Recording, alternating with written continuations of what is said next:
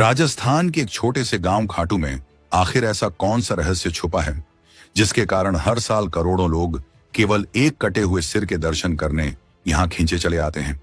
और क्या सच में वह सिर किसी देवता का नहीं बल्कि एक ऐसे वीर योद्धा का है जिसने युद्ध में जाने से पहले ही अपना सिर दान कर दिया था और फिर भी बिना शरीर के पूरी महाभारत के संघर्ष और रहस्य को देखता रहा?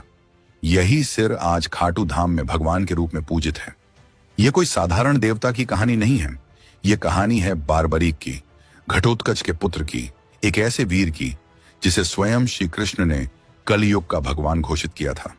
लेकिन सवाल यह है, बर्बरीक ने ऐसा क्या किया कि कृष्ण को उसका सिर मांगना पड़ा? क्या सच में खाटू श्याम वही बारबरीक हैं? और उसके साथ ही सबसे बड़ा रहस्य, इतना महान वीर, महाभारत के हर संघर्ष का साक्षी, यह सिर आखिर खाटू धाम तक पहुंचा कैसे? क्या यह सिर्फ इतिहास की एक घटना है या इसके पीछे छुपा है कोई ऐसा राज जिसे समय भी पूरी तरह नहीं खोल पाया? इतनी अलौकिक घटनाओं के बीच खाटू श्याम का यह अद्भुत मंदिर आखिर किसने बनवाया था और क्यों? क्या यह सिर्फ भक्ति का स्थान है या किसी गहरे रहस्य को छुपाने के लिए बनाई गई एक दिव्य संरचना? और क्या आप जानते हैं, खाटू श्याम की मूर्ति में कभी कभी अचानक रंग बदलने लगते हैं, कभी नीला, कभी पीला और कई बार गहरा काला। क्या यह केवल आंखों का भ्रम है या वही अदृश्य शक्ति का संकेत जो लाखों भक्तों की अधूरी मनोकामनाओं को सच करती है? साथ ही में मंदिर के बिल्कुल पास है श्याम कुंड, एक ऐसा स्थान जिसके बारे में कहा जाता है कि यहां नहाते ही इंसान के छुपे हुए पाप अपने आप सामने आ जाते हैं। लोग मानते हैं कि इस कुंड का जल सिर्फ शरीर नहीं, मन के भीतर छिपे सच को भी उजागर कर देता है। लेकिन कैसे? क्या वाकई इस जल में कोई ऐसी अदृश्य शक्ति है जो इंसान के कर्मों का राज खोल देती है? या फिर यह भी खाटू श्याम की उन अनोखी लीलाओं में से एक है जिसे आज तक कोई समझ नहीं पाया? और इससे भी बड़ा एक और रहस्य है, वो 13 सीढ़ियां। कहते हैं ये सिर्फ मंदिर की सीढ़ियां नहीं बल्कि हर कदम किसी छुपे अर्थ की ओर इशारा करता है। कुछ कहते हैं कि जब कोई भक्त इन सीढ़ियों को पार करता है तो उसके मन की सच्ची इच्छा भी परीक्षा से गुजरती है। लेकिन इन 13 सीढ़ियों का असली राज क्या है, यह अब तक एक ऐसा रहस्य है जिसे कोई पूरी तरह समझ नहीं पाया। इन सब रहस्यों के बीच एक ऐसा रहस्य है जो लोगों को सचमुच चौंका देता है। साल 2020 में खाटू श्याम मंदिर की सालाना आमदनी करीब 12.5 करोड़ थी, लेकिन अचानक साल 2023 में यह बढ़कर लगभग 250 करोड़ तक पहुंच गई। आखिर ऐसा कैसे हुआ? क्या वजह थी इस जबरदस्त बढ़ोतरी की? क्या यह सिर्फ बढ़ती श्रद्धा का परिणाम है या खाटू धाम में कुछ ऐसा घट रहा है जिसे आंकड़े भी छुपा नहीं पा रहे? क्योंकि जैसे जैसे भक्तों की संख्या बढ़ रही है वैसे वैसे मंदिर से जुड़ी रहस्यमयी घटनाएं भी बढ़ती जा रही हैं, मानो कोई अदृश्य शक्ति हर वर्ष अपनी मौजूदगी और स्पष्ट कर रही हो। इतने सारे रहस्यों, चमत्कारों और अनसुलझे सवालों के बीच एक बात साफ है, खाटू में सिर्फ एक मंदिर नहीं खड़ा। यहां इतिहास, आस्था और महाभारत का सबसे अनोखा अध्याय अब भी सांस ले रहा है। वो कटे हुए सिर की रहस्यों से भरी यात्रा हो या बर्बरीक की अद्भुत प्रतिज्ञा या फिर कृष्ण का लिया हुआ वह निर्णय जिसने कलयुग को उसका भगवान दिया, हर तथ्य अपने भीतर एक नई कहानी छुपाए बैठा है। और शायद इन रहस्यों को समझने का असली समय अब शुरू होता है, क्योंकि आगे जो आप सुनने वाले हैं वह सिर्फ कथा नहीं, बर्बरीक से खाटू श्याम बनने की वह यात्रा है जिसने पूरे युग का भाग्य बदल दिया। युगों पहले जब धर्म और अधर्म के बीच बड़ा संघर्ष होने वाला था, तभी पांडुपुत्र भीम के पुत्र घटोत्कच के घर एक अद्भुत बालक का जन्म हुआ। उसकी माता का नाम मोरवी था, जिन्हें अहिलावती के नाम से भी जाना जाता था। जन्म लेते ही आकाश में एक दिव्य प्रकाश फैल गया था। देवताओं के नगाड़े गूंज उठे थे। यह बालक था बर्बरीक, एक ऐसा वीर जिसकी शक्ति और पराक्रम की चर्चा आज भी की जाती है। बर्बरीक के आते ही प्रकृति में असंख्य चमत्कार प्रकट हुए। पेड़ पौधे फलों और फूलों से भर गए, नदियां मधुर धुन बजाने लगीं और पशु पक्षी आनंद से नृत्य करने लगे। यह सब संकेत था कि कोई दिव्य आत्मा पृथ्वी पर अवतरित हुई है। बचपन से ही बर्बरीक में असाधारण शक्तियां थीं। केवल 5 वर्ष की उम्र में उसने एक हाथी को अपनी मुट्ठी भर ताकत से रोक दिया था। 10 वर्ष का होते होते उसने एक ही दिन में 100 राक्षसों का अंत कर दिया था। मां मोरवी ने अपने पुत्र को सिखाया था, हे पुत्र, जीवन में हमेशा याद रखना कि सच्चा धर्म है हारने वाले की सहायता करना। जो कमजोर है, जो अकेला है, जो मुसीबत में है, उसका साथ देना ही सबसे बड़ा धर्म है। बर्बरीक ने इन शब्दों को अपने दिल में बसा लिया था। वह जानता था कि उसकी शक्ति का उपयोग हमेशा निर्बलों की रक्षा के लिए होना चाहिए। उम्र के 16वें वर्ष में बर्बरीक ने कठोर तपस्या की। हिमालय की ऊंची चोटियों पर, जहां सिर्फ बर्फ ही दिखाई देती थी, उसने भगवान शिव की आराधना की। महीनों तक केवल हवा पर जीते हुए वह तप में लीन रहा। अंततः भगवान शिव प्रसन्न हुए और उन्होंने उसे 3 दिव्य बाण प्रदान किए। ये बाण साधारण नहीं थे, चमत्कारी थे। पहला बाण शत्रुओं के सभी कमजोर बिंदुओं को ढूंढकर उन पर लाल निशान लगा देता था।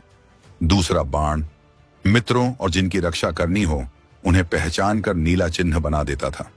तीसरा बाण सबसे प्रबल, ये लाल निशान वाले सभी शत्रुओं का अंत कर देता था और नीले निशान वाले सभी की रक्षा कर लेता था। माता मोरवी, जो स्वयं नागकन्या थीं, उन्होंने अपने पुत्र को एक दिव्य धनुष भेंट किया। यह धनुष इतना शक्तिशाली था कि उसकी टंकार से ही शत्रु भयभीत हो उठते थे। इस धनुष का नाम था महाकाल दंड। इसकी विशेषता थी कि यह कभी लक्ष्य को चूकता नहीं था। बर्बरीक जिस भी शत्रु के बारे में मन में विचार करता, बाण सीधे उसी तक पहुंच जाता, चाहे वह कहीं भी छिपा हो, चाहे कैसी भी माया क्यों न रच दे। जब महाभारत युद्ध की घोषणा हुई, बर्बरीक के मन में भी युद्ध में उतरने की इच्छा हुई। उसने सोचा, यह तो धर्म और अधर्म का महान संग्राम है, इसमें मेरा शामिल होना आवश्यक है। पर सवाल यह था कि वह किस पक्ष में लड़े। मां के दिए संस्कारों के अनुसार उसे हारने वालों की तरफ से खड़ा होना था। अपने नीले घोड़े पर सवार होकर वह कुरुक्षेत्र की ओर चला। रास्ते में वह सबसे पूछता, कुरुक्षेत्र में कौन कमजोर पड़ रहा है?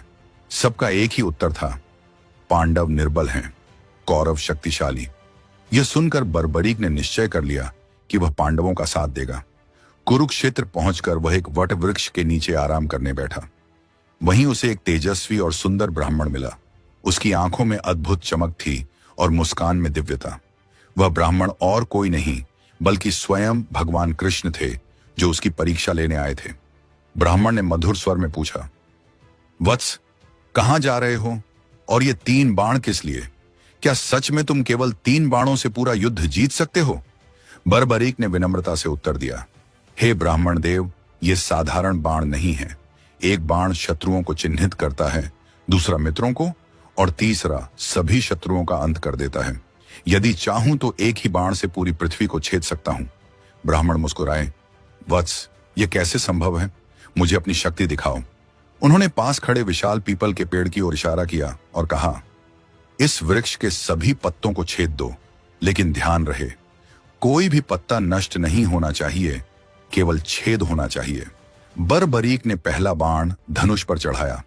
मन में संकल्प किया, हे महादेव, इस वृक्ष के हर पत्ते के मध्य में छेद हो जाए। बाण छोड़ा गया और अद्भुत चमत्कार हुआ। वृक्ष के हजारों पत्तों में एक एक सुंदर गोल छेद बन गया। पूरा वृक्ष किसी कलाकृति जैसा लगने लगा। पर चमत्कार यहीं समाप्त नहीं हुआ। ब्राह्मण के पैर के नीचे जो पीपल का पत्ता दबा हुआ था, उसमें भी छेद हो चुका था। बर्बरीक समझ गया कि यह कोई साधारण ब्राह्मण नहीं है। तभी ब्राह्मण का स्वरूप बदलने लगा। उनके चारों ओर दिव्य आभा फैल गई। उनके सिर पर मोर पंख का मुकुट उभर आया। हाथ में सुदर्शन चक्र और मुरली थी। ये स्वयं भगवान कृष्ण थे। बर्बरीक तुरंत उनके चरणों में गिर पड़ा। हे जगन्नाथ, हे कृष्णा, आपने मुझ पर कृपा की है, लेकिन मैं समझ नहीं पा रहा कि आप मुझसे क्या चाहते हैं। भगवान कृष्ण ने बर्बरीक को उठाया और प्रेम पूर्वक कहा, वत्स, मैं तुम्हारी शक्ति से अत्यंत प्रभावित हूं, लेकिन एक समस्या है। तुम्हारी शक्ति इतनी विलक्षण है कि यदि तुम युद्ध में उतरे तो पूरा युद्ध असंतुलित हो जाएगा। भगवान कृष्ण ने समझाया, तुमने कहा था कि तुम हमेशा हारने वाले का साथ दोगे, लेकिन सोचो, यदि तुम पांडवों के साथ मिलकर कौरवों को हरा दोगे तो कौरव हारने वाले हो जाएंगे, तब तुम्हारा धर्म होगा कि तुम कौरवों का साथ दो, और यदि तुम कौरवों की मदद करोगे तो पांडव कमजोर पड़ जाएंगे, तब तुम्हें उनका सहारा बनना पड़ेगा। इस तरह अकेले तुम ही पूरा युद्ध लड़ लोगे और सभी महारथी केवल दर्शक बन जाएंगे। बर्बरीक के मन में तीव्र हलचल मच गई। उसे समझ आया कि भगवान सत्य कह रहे हैं। उसकी शक्ति वास्तव में इतनी प्रबल थी कि वह अकेले ही युद्ध का परिणाम बदल सकता था। फिर भगवान कृष्ण ने कहा, वत्स, मैं तुमसे गुरु दक्षिणा चाहता हूं। बर्बरीक ने श्री कृष्ण से कहा, प्रभु, आपकी आज्ञा मेरे लिए सर्वोपरि है, कहिए आपको क्या चाहिए। तभी भगवान कृष्ण ने कहा, मुझे तुम्हारा शीश चाहिए। यह सुनकर एक पल को बर्बरीक का चेहरा मंद पड़ गया। मन में अनेक विचार आए। युद्ध देखने की चाह, वीर गति पाने की इच्छा, यश कमाने का आकर्षण, सब एक क्षण में धुंधले पड़ गए। लेकिन तुरंत ही उसके चेहरे पर शांति लौट आई। गुरु का आदेश उसके लिए सबसे बड़ा था। बर्बरीक ने दृढ़ स्वर में कहा, प्रभु, आपकी इच्छा मेरे लिए आदेश है। मैं अपना शीश अवश्य अर्पित करूंगा, परंतु मेरी एक विनती है। फिर भगवान कृष्ण ने कहा, कहो वत्स, क्या चाहते हो। बर्बरीक ने कहा, मैं युद्ध देखना चाहता हूं। यदि मेरा शीश कटने के बाद भी युद्ध देख सके तो मेरे जीवन का उद्देश्य पूर्ण हो जाएगा। भगवान कृष्ण प्रसन्न हुए और बोले, तथास्तु, तुम्हारा शीश न केवल युद्ध देखेगा बल्कि युद्ध की संपूर्ण गाथा भी समझेगा। और सुनो, कलयुग में तुम मेरे नाम से पूजे जाओगे। लोग तुम्हें श्याम नाम से स्मरण करेंगे। बर्बरीक ने अपनी तलवार निकाली। भगवान कृष्ण के चरणों में झुकते हुए कहा, हे कृष्णा, यह शीश आपके चरणों में समर्पित है, कृपया इसे स्वीकार कीजिए। एक ही वार में बर्बरीक ने अपना शीश अलग कर दिया। आकाश से पुष्प वृष्टि होने लगी। देवताओं के मृदंग गूंज उठे और एक दिव्य प्रकाश चारों दिशाओं में फैल गया। कटा हुआ शीश भूमि पर गिरा, लेकिन उसकी आंखें खुली रहीं, चेहरे पर तेज बना रहा। भगवान कृष्ण ने उस शीश को उठाकर कुरुक्षेत्र के युद्ध क्षेत्र के समीप एक ऊंचे स्थान पर स्थापित किया, जहां से संपूर्ण युद्ध देखा जा सकता था। 18 दिन तक चले महाभारत के युद्ध में बर्बरीक का शीश सब कुछ देखता रहा। उसने देखा कि कैसे महान योद्धा एक एक करके वीरगति को प्राप्त होते गए।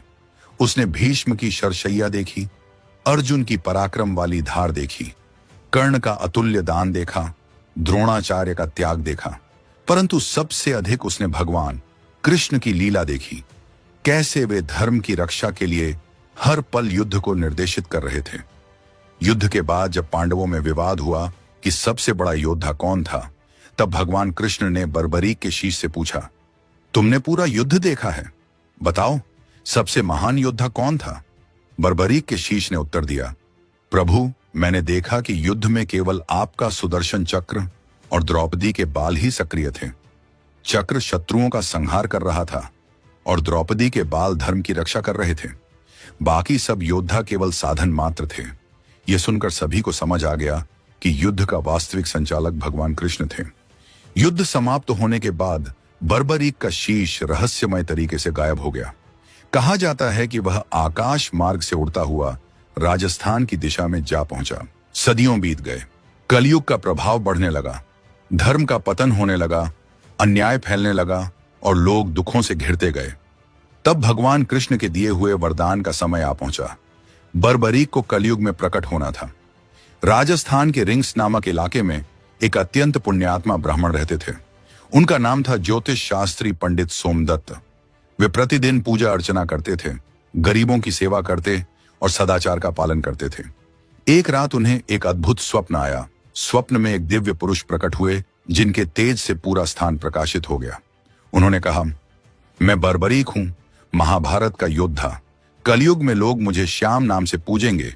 तुम कल सुबह नगर के बाहर पीपल के पेड़ के नीचे खुदाई करो, वहां तुम्हें एक दिव्य शीश प्राप्त होगा। अगले दिन पंडित सोमदत्त अपने साथियों के साथ वहां पहुंचे और खुदाई शुरू करवाई। कुछ ही देर में मिट्टी से तेज प्रकाश निकलने लगा। जितनी गहराई बढ़ती गई, उतना ही प्रकाश और प्रखर होता गया। अंततः एक अद्भुत शीश मिला, जो मानो जीवित प्रतीत होता था। उसकी आंखें बंद थीं, लेकिन चेहरे पर अलौकिक शांति छाई थी। शीश से चारों ओर दिव्य आभा फैल रही थी।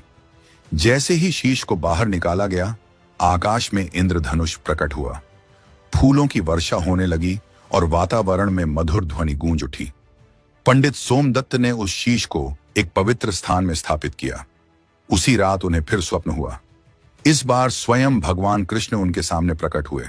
उन्होंने कहा, वत्स, इस दिव्य शीश को यहां नहीं रखना है, इसे खाटू नाम के स्थान पर लेकर जाओ। वहां एक पवित्र कुंड है जो मेरी शक्ति से निर्मित है, उसका नाम है श्याम कुंड। वहीं बरबरीक का स्थायी स्थान होगा। पंडित ने पूछा, लेकिन प्रभु, खाटू कहां है? भगवान कृष्ण बोले, तुम केवल शीश को लेकर चलो, जहां यह रुकना चाहे वही इसका धाम होगा। अगले ही दिन पंडित सोमदत्त ने उस शीश को एक दिव्य आसन पर रखा और यात्रा आरंभ की।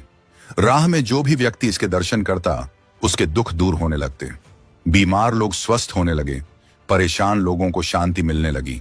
कई दिनों की यात्रा के बाद जब वे एक बेहद सुंदर स्थान पर पहुंचे, तो शीश अचानक इतना भारी हो गया कि 1 इंच भी आगे न बढ़ पाया। सब समझ गए कि यही उसका धाम है। वहीं पास में एक प्राकृतिक कुंड स्थित था, जिसका पानी बेहद साफ और पवित्र था। आसपास के लोग इसे श्याम कुंड के नाम से पहचानते थे। उस समय खाटू गांव पर राज करने वाले शासक का नाम था राजा रूप सिंह चौहान। जब उन्हें इस अद्भुत शीश के बारे में जानकारी मिली, तो वे तुरंत दर्शन करने पहुंचे। शीश के दर्शन करते ही राजा के मन में असीम भक्ति की भावना जाग उठी। उन्होंने वहीं एक शानदार मंदिर बनवाने का संकल्प लिया। मंदिर का निर्माण आश्चर्यजनक ढंग से हुआ। दिन में जितना काम इंसान करते, रात में उससे दोगुना कार्य अपने आप हो जाता था। मजदूरों का कहना था कि रात के समय मानो कोई दिव्य शक्ति दिखाई देती है जो निर्माण पूरा कर रही हो। जब मंदिर बनकर तैयार हुआ और उस पवित्र शीश को वहां प्रतिष्ठित किया गया, तब पहली बार भव्य आरती की गई। राजा रूप सिंह चौहान ने स्वयं आरती उतारी। आरती के बीच अचानक एक चमत्कार हुआ। शीश की आंखें खुल गईं और उन आंखों का प्रकाश इतना तेजस्वी था कि वहां मौजूद हर व्यक्ति अचंभे में पड़ गया। ऐसा प्रतीत हो रहा था मानो कोई सजीव पुरुष सामने उपस्थित हो। उसी दिन से यह परंपरा चल पड़ी कि श्याम बाबा प्रतिदिन अपने भक्तों को दर्शन देते हैं। उनकी आंखों में वही करुणा है जो महाभारत के समय थी, हारने वालों, दुखियों और निराश लोगों के लिए दया से भरी हुई। श्याम कुंड का एक अनोखा रहस्य भी है।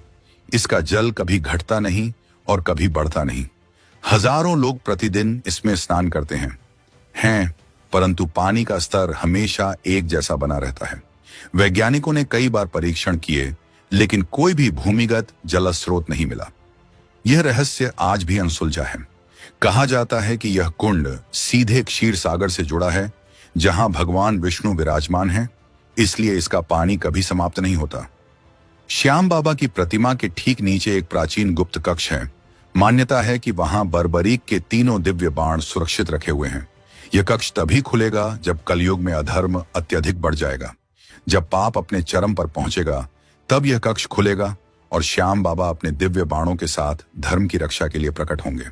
मंदिर के पुराने पत्थर के शिलालेखों में एक नील घोड़े पर बैठे हुए एक वीर का चित्र भी उकेरा हुआ है। यह चित्र आज तक रहस्य माना जाता है और इसका सच्चा अर्थ कोई नहीं समझ पाया है। अब जब इस दिव्य गाथा के रहस्य एक एक करके प्रकट हो चुके हैं, अब समय आ गया है कि हम खाटू धाम के सबसे अद्भुत और प्राचीन रहस्य की ओर बढ़ें। वह रहस्य जिसे आज भी कोई पूरी तरह समझ नहीं पाया। अब हम बात करेंगे मंदिर की 13 सीढ़ियों के उस रहस्य के बारे में, जिसे श्याम बाबा की शक्ति का जीवंत प्रमाण माना जाता है। कहा जाता है कि खाटू श्याम जी की ये 13 सीढ़ियां सिर्फ पत्थर नहीं, बल्कि बाबा तक पहुंचने वाली एक छोटी सी आध्यात्मिक राह है।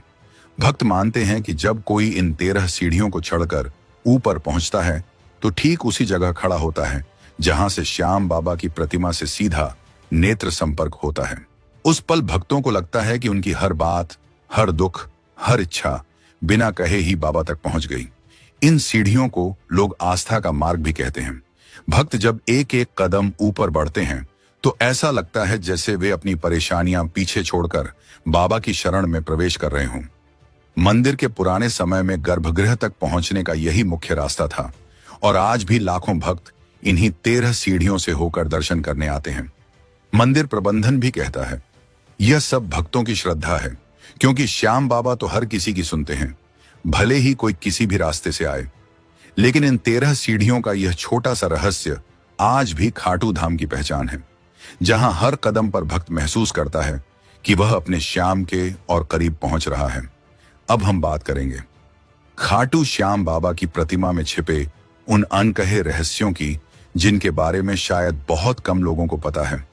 कहा जाता है कि बाबा की मूर्ति का रंग चंद्रमा के बढ़ने घटने के साथ बदलता है। यह कोई साधारण बदलाव नहीं, बल्कि मंदिर की एक पुरानी परंपरा है, जिससे भक्तों को बाबा के 2 अलग अलग स्वरूपों के दर्शन होते हैं। कृष्ण पक्ष में मूर्ति को पीले या श्याम वर्ण में सजाया जाता है। माथे से लेकर गालों तक चंदन का लेप लगाया जाता है, जिससे मूर्ति हल्के पीले और तेजस्वी रूप में दिखाई देती है। भक्तों को लगता है जैसे बाबा अपने सरल, शांत और करुणा भरे रूप में सामने खड़े हों। शुक्ल पक्ष में मूर्ति को शालिग्राम स्वरूप में सजाया जाता है। यह रूप काला होता है और इसे बाबा का मूल, अडिग और दिव्य स्वरूप माना जाता है। इस समय मूर्ति का तेज और गहराई देखते ही बनती है, मानो बाबा अपनी शक्ति के साथ भक्तों की रक्षा कर रहे हों। भक्तों का कहना है कि बाबा के इन दोनों रूपों में एक खास ऊर्जा होती है। एक रूप दिल को शांति देता है और दूसरा मन में विश्वास और शक्ति भर देता है। इसीलिए कहा जाता है कि खाटू धाम में आने वाला हर भक्त बाबा के साथ एक अलग ही जुड़ाव महसूस करता है, क्योंकि यहाँ हर दर्शन में, हर स्वरूप में बाबा अपने भक्तों को एक नई अनुभूति देते हैं। इन सब रहस्यों के बीच एक ऐसा रहस्य है जो लोगों को सचमुच चौंका देता है। साल 2020 में खाटू श्याम मंदिर की सालाना आमदनी करीब 12.5 करोड़ थी, लेकिन अचानक साल 2023 में यह बढ़कर लगभग 250 करोड़ तक पहुंच गई। आखिर ऐसा कैसे हुआ? क्या वजह थी इस जबरदस्त बढ़ोतरी की? तो चलिए अब हम इस नए रहस्य को भी करीब से समझने की कोशिश करते हैं। जैसे जैसे समय आगे बढ़ा, खाटू श्याम जी की महिमा चारों दिशाओं में फैलती गई। कोई नहीं समझ पाया कि अचानक बाबा की लोकप्रियता इतनी तेजी से कैसे बढ़ गई। पर भक्त कहते हैं, जब समय आता है तो खुद श्याम बाबा अपने भक्तों को अपनी ओर खींच लेते हैं। पिछले कुछ वर्षों में इंटरनेट और सोशल मीडिया पर श्याम बाबा के भजन, कीर्तन और रीलें जिस तरह वायरल हुई, उसने लाखों लोगों को बाबा के चरणों से जोड़ दिया। खासकर एक नाम जिसने भक्तों के दिलों में गहरी छाप छोड़ी, कन्हैया मित्तल। कहा जाता है कि पहले बहुत कम लोग उन्हें जानते थे, लेकिन जब उन्होंने सूरत में भजन गाया, हारा हूं बाबा पर तुझ पे भरोसा है, उस पल से मानो श्याम बाबा ने उन्हें अपनी विशेष कृपा दे दी। उनकी आवाज, उनकी भक्ति और उनका भावुक अंदाज लाखों लोगों के दिलों को छू गया। उन्होंने भजनों को नई धुनों, नई बीट्स और सरल लाइनों में पिरोया, ताकि हर उम्र का भक्त आसानी से श्याम जी से जुड़ सके। उनके पीछे पीछे देश के कई बड़े गायक भी बाबा के भजन गाने लगे। हर तरफ सिर्फ एक ही नाम गूंजने लगा, खाटू के श्याम। धीरे धीरे यह भक्ति लहर इतनी बढ़ी कि बाबा के दरबार में आने वाले भक्तों की संख्या हर महीने बढ़ने लगी। खास बात यह है कि अब युवाओं का आकर्षण सबसे अधिक दिखता है। उनके लिए श्याम बाबा सिर्फ एक देवता नहीं, बल्कि एक ऐसे सहारा बन गए हैं जो हारे को भी उठाकर खड़ा कर देते हैं। आज खाटू धाम उत्तर भारत के सबसे तेजी से बढ़ते हुए धार्मिक स्थलों में से एक है। हर सप्ताह लाखों भक्त दर्शन करने आते हैं और सालाना लखी मेले में तो भीड़ का कोई अंत ही नहीं रहता, जैसे पूरा संसार बाबा की शरण में उमड़ आया हो। और इन सब के बीच सबसे सुंदर बात यह है, भक्तों का विश्वास। लोग मानते हैं कि बाबा ने ही समय आने पर अपने नाम को फैलाया, ताकि अधिक से अधिक लोग उनकी कृपा और करुणा का अनुभव कर सकें। श्याम बाबा कहते भी हैं, जो भी मेरे दरबार तक आता है खाली नहीं लौटता। आज खाटू धाम न केवल भारत बल्कि पूरी दुनिया के भक्तों के लिए एक पवित्र स्थान बन चुका है। यहाँ हर कदम, हर दर्शन, हर भजन और हर प्रार्थना हमें बाबा के और करीब ले जाता है। यही वजह है कि खाटू श्याम बाबा का नाम आज भी हर दिल में श्रद्धा और विश्वास के साथ गूंजता है। और इसीलिए कहा जाता है, जहां बाबा श्याम का नाम है, वहां आस्था, शक्ति और आशा हमेशा जीवित रहती है। खाटू श्याम हमारे समय के सबसे दिव्य मार्गदर्शक हमारे जीवन के हर क्षण में साथ हैं। उनके चरणों में श्रद्धा अर्पित करने वाला हर भक्त अनुभव करता है कि बाबा की ममता, उनकी शक्ति और उनका आशीर्वाद हमेशा हमारे साथ है। खाटू श्याम सिर्फ एक मंदिर नहीं, बल्कि विश्वास, भक्ति और आशा का अमूल्य प्रतीक है।